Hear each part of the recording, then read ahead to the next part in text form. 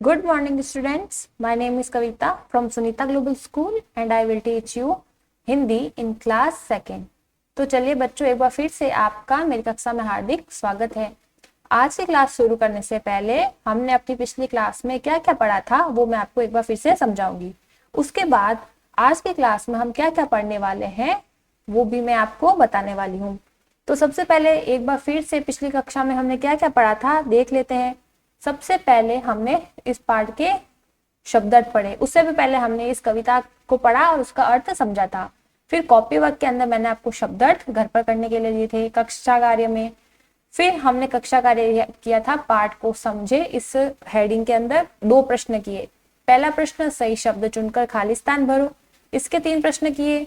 उसके बाद प्रश्न 2 निम्नलिखित प्रश्नों के उत्तर दो, इसके 4 मौखिक प्रश्न थे वो हमने किए। उसके बाद जो हमारी ये पिछली क्लास हुई थी उसमें हमने लिखित प्रश्न क और ख पढ़े और एक प्रश्न 3 था कि शब्दों को सही क्रम में लगाकर कविता की पंक्तियां पूरी करो। जैसे क वाक्य यानी क क्रम क्या था, क पंक्ति थी कि दिए पोछ परियों ने आंसू, तो इसका सही क्रम था आंसू पोछ दिए परियों ने। फिर ख प्रश्न था चले वे गए झूम कर झूम, तो सही उत्तर लिखा हमने चले गए वे झूम झूम कर चले गए वे। फिर घ है दोनों खुश बादल हो गए, तो इसका सही क्रम क्या था खुश हो गए दोनों बादल। और फिर घ था सब हो गई बंद हलचल, तो इसका सही क्रम क्या था बंद हो गई सब हलचल। यहाँ तक हम अपनी पिछली कक्षा में पढ़ चुके हैं। इस कक्षा में हम अब बाकी के प्रश्नों को पढ़ेंगे। तो सबसे पहले देखिए शीर्षक क्या है, भाषा को समझे। इसका पहला प्रश्न समान अर्थ वाले शब्द लिखो। समान अर्थ के शब्द, वो शब्द जैसे कि सूरज, बादल, वर्षा, जमीन, इनका एक ऐसा कौन सा शब्द होता है जो इनके समान होता है। जैसे सबसे पहले देखो बादल, बादल को हम मेघ भी बोलते हैं। अगर हम ऐसा बोले कि आसमान में मेघ आ गए हैं, यानी कि हम बोल रहे हैं कि आसमान में बादल आ गए हैं, तो मेघ का अर्थ भी बादल होता है। वैसे ही सूरज का समान अर्थ क्या है, वर्षा का समान अर्थ क्या है और जमीन का समान अर्थ क्या है वो हम अब लिखेंगे। तो सबसे पहले देखिए बच्चों, सूरज का समान अर्थ होता है सूर्य। सूरज का समान अर्थ क्या होता है सूर्य।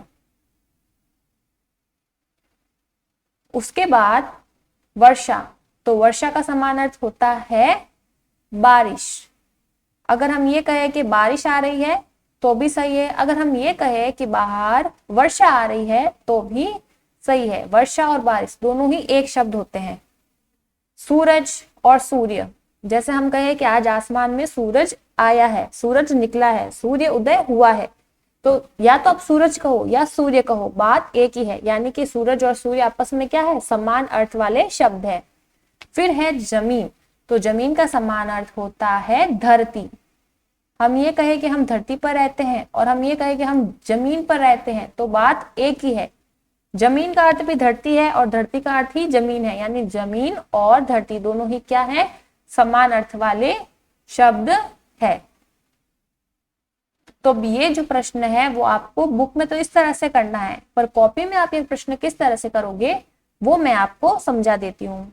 बुक में तो आप साथ साथ में लिखते जाओगे कि किस तरह से लिखना है। सूरज का समान अर्थ सूर्य, वर्षा का समान अर्थ बारिश, जमीन का समान अर्थ है धरती और बादल का समान अर्थ है मेघ। अब देखिए बच्चों, कॉपी में किस तरह से करना है। तो आप कॉपी में क्या करोगे, इस तरह से काम को करोगे। सबसे पहले क्या करोगे, कक्षा कार्य लिखोगे, क्योंकि आज की कक्षा में हम यहाँ से पढ़ रहे हैं। कक्षा कार्य लिखने के बाद आप लिखोगे भाषा को समझे। उसके बाद पहला समान अर्थ वाले शब्द लिखो, यानी समान अर्थ के जो शब्द है वो आपको लिखने हैं।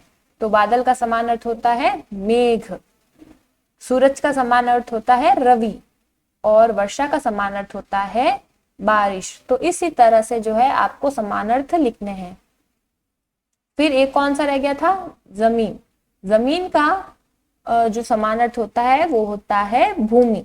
तो आपको क्या करना है, जैसे एक अर्थ समान अर्थ लिखा, एक शब्द लिखा, उसका समान अर्थ लिखा, एक लाइन में एक ही आपको लिखना है। जिस तरह से आपको इस कॉपी में दिख रहा है उसी तरह से आपको अपनी कॉपी में लिखना है। अब ये प्रश्न हो गया, उसके बाद आगे बढ़ते हैं। प्रश्न 2, एक जैसी आवाज वाले शब्द लिखो। आपको वो शब्द लिखने हैं जिनकी आवाज कैसी है, एकदम एक जैसी, यानी समान है, समान तुक वाली, जिसकी ध्वनि हमें एक जैसी सुनाई दे। जैसे कि चक्कर, तो चक्कर का समान आवाज क्या, कोई चक्कर शब्द की समान आवाज वाला शब्द क्या हो गया, टक्कर। चक्कर टक्कर, टक्कर चक्कर। अब उसी तरह से आपको यहाँ पर 3 शब्द और दे रखे हैं। खास, इसका समान अर्थ लिखना है। नीली, समान अर्थ नहीं, ऐसा शब्द जिसकी आवाज खास से मिलती हो। खास, तो इसका हम क्या लिखेंगे, पास। खास पास, तो दोनों के ही कैसे जो ध्वनि सुनाई दे रही है वो एक जैसी है, खास पास, खास पास। उसके बाद है नीली शब्द, तो नीली शब्द का एक जैसी आवाज वाला शब्द क्या होगा, नीली पीली।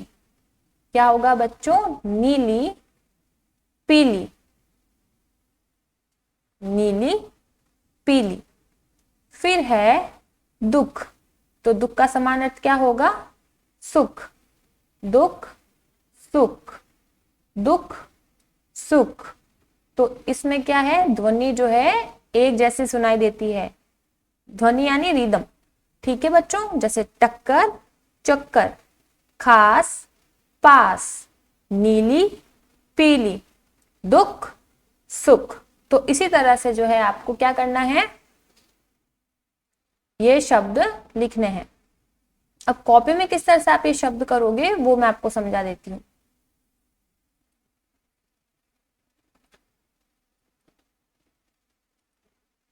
तो देखिए बच्चों, ये वाला समान अर्थ वाले शब्द लिखो। ये प्रश्न होने के बाद आप एक लाइन छोड़कर प्रश्न 2 लिखोगे, एक जैसी आवाज वाले शब्द लिखो। तो पहला था चक्कर, तो उसका समान शब्द क्या हो गया, समान आवाज जैसा शब्द टक्कर। नीली, उसका शब्द क्या हो गया, पीली। खास, उसका समान शब्द यानी समान आवाज जैसा शब्द क्या हो गया, पास। और दुख का हो गया सुख। तो इस तरह से आपको कॉपी में ये वर्क यानी ये काम करना है। ठीक है बच्चों, आप देख ही सकते हो, जैसे एक लाइन में एक शब्द लिखना है, दूसरी लाइन में दूसरा, तीसरी लाइन में तीसरा और चौथी लाइन में चौथा शब्द। अब उसके बाद दूसरा प्रश्न हो गया। अब तीसरा प्रश्न क्या है, उल्टे अर्थ वाले शब्द पर राइट लगाओ और सामने भी लिखो। उल्टे अर्थ यानी कोई भी शब्द है उसका उल्टा शब्द क्या होगा, उसका हमें क्या करना है, उस शब्द के आगे हमें राइट लगाना है।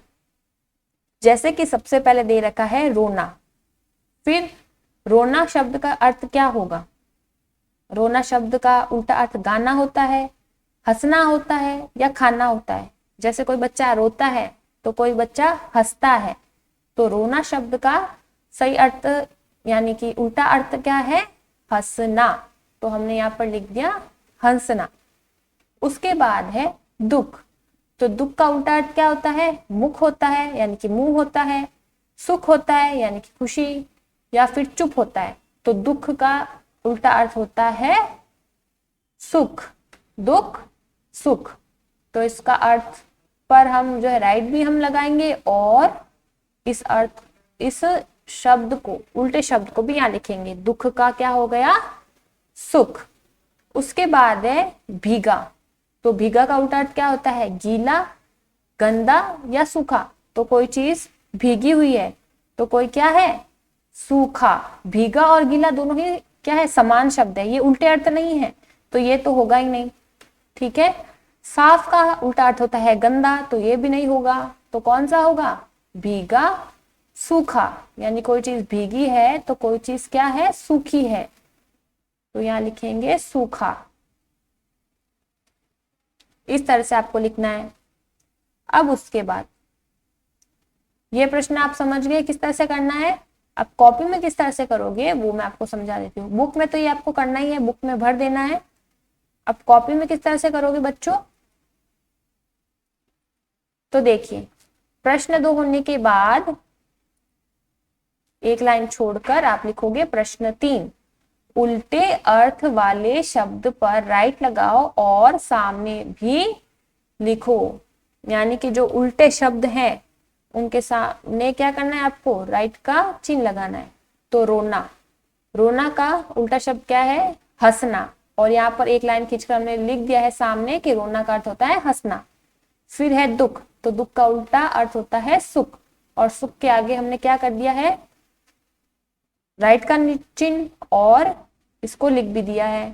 फिर है भीगा, तो भीगा का उल्टा अर्थ क्या होता है, सूखा। तो सूखे के आगे यानी सूखा शब्द के आगे हम राइट का निशान लगाएंगे और लिखेंगे सूखा। तो इस तरह से जो ये पार्ट था वो पूरा हो गया है। अब इसके कुछ प्रश्न बच गए हैं जो आपको बुक में ही करने हैं, वो हम देख लेते हैं। चौथा प्रश्न है रंग पहचान कर नाम लिखो। अब आपको क्या करना है, रंग पहचानना है और नाम लिखना है। तो ये प्रश्न आप सिर्फ बुक में ही करोगे, ठीक है बच्चों, ये सिर्फ आपको किताब में ही करना है। तो सबसे पहला रंग देखिए, सबसे पहला रंग है लाल, तो क्या लिखेंगे, लाल। उसके बाद कौन सा रंग है, हरा, तो हम क्या लिखेंगे, हरा।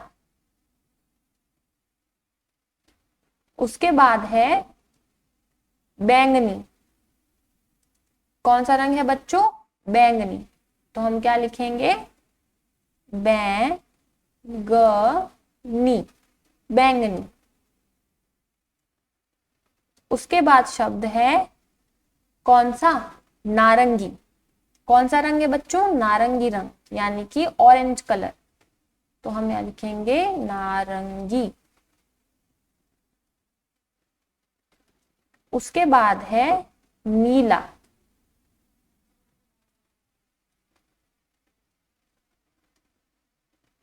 और सबसे आखिर में है पीला।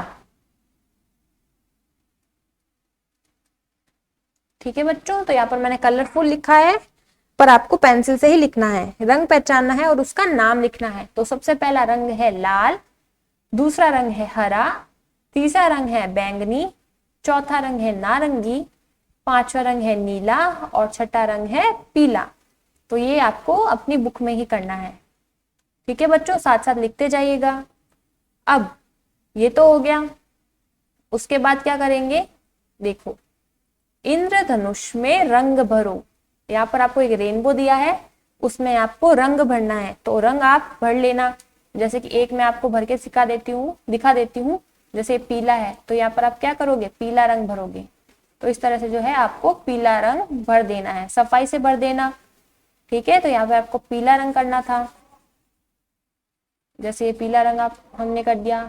फिर हमें करना है हरा रंग, तो हरा रंग कर देते हैं यहाँ पर।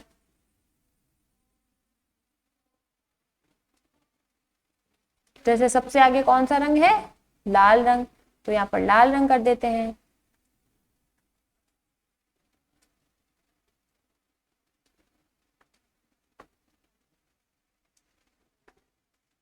कौन सा रंग करेंगे बच्चों, लाल रंग।